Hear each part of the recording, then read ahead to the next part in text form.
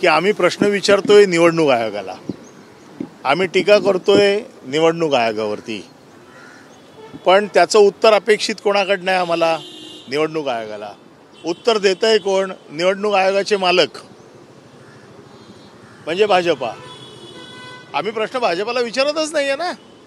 आम्ही काल जे आदित्य साहेबांनी प्रेझेंटेशन दिलेलं आहे हे त्यांच्या मतदारसंघामध्ये जे काय 19,000 मतांचा जो घोटाळा झालेला आहे, जी चुकीची मतं आहेत ती दाखवली.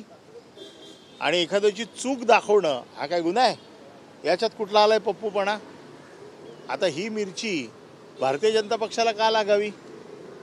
याचं उत्तर निवडणूक आयोगाने समोरून येऊन द्यायला पाहिजे. निवडणूक आयोगाने त्याचा खुलासा करायला पाहिजे. खुलासा करतंय कोण? निवडणूक आयोगाचे मालक म्हणजे भारतीय जनता पक्ष. घरगडी असल्यासारखं निवडणूक काम करते निवडणूक आयोग आणि उत्तर देतात भाजपवाले. यावरच लक्षात येतं की भाजपवाले निवडणूक आयोगाची जी पाठराखण करतायत, आमच्यावर टीका करतायत, याचा अर्थ नक्की याच्यामध्ये काहीतरी घोळ झालेला आहे. जर निवडणूक आयोगाने जर स्वच्छ काम केलं असेल तर जसं आम्ही समोर येऊन तुम्हाला प्रश्न विचारतोय, तुम्हाला उत्तर देणं बंधनकारक आहे आम्हाला. तुम्ही उत्तर दिलं पाहिजे, आलं पाहिजे समोर की ही नावं काल तुम्ही दाखवलीत, ही खोटी आहेत, हे चुकीचं आहे, हे बरोबर नाही आहे.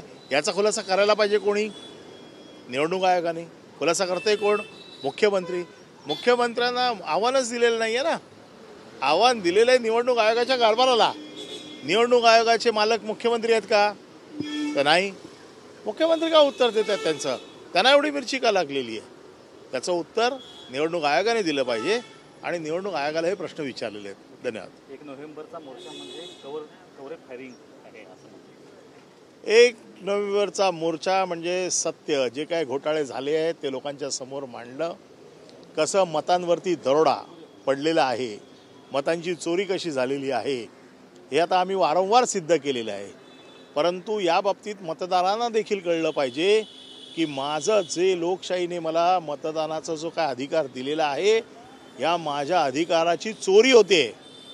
आणि म्हणून याच्यामध्ये केवळ राजकीय पक्ष नाही तर मतदार देखील सामील होतील असं आमचं म्हणणं आहे. शेतकरी पॅकेजच्या मदतीवरून आता कॅबिनेट बैठकीमध्ये देखील धोरणासन झालेलं आहे. मंत्री आणि प्रशासन हे आमने सामने आले.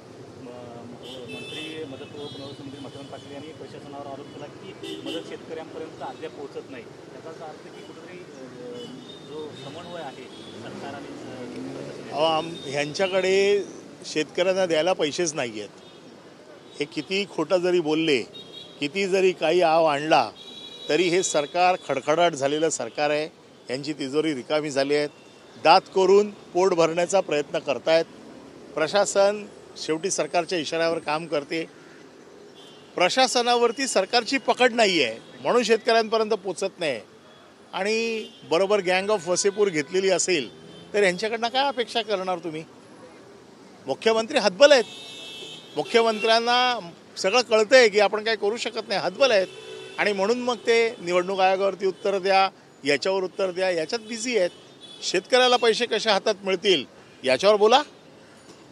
तुम्ही आतमध्ये मारामारी करता. तुम्हाला असं वाटतं की बाहेर कळत नाही? अरे एवढे पत्रकार बसलेले आहेत बाहेर सांगायला की आतमध्ये कॅबिनेटमध्ये काय चालतंय. धन्यवाद.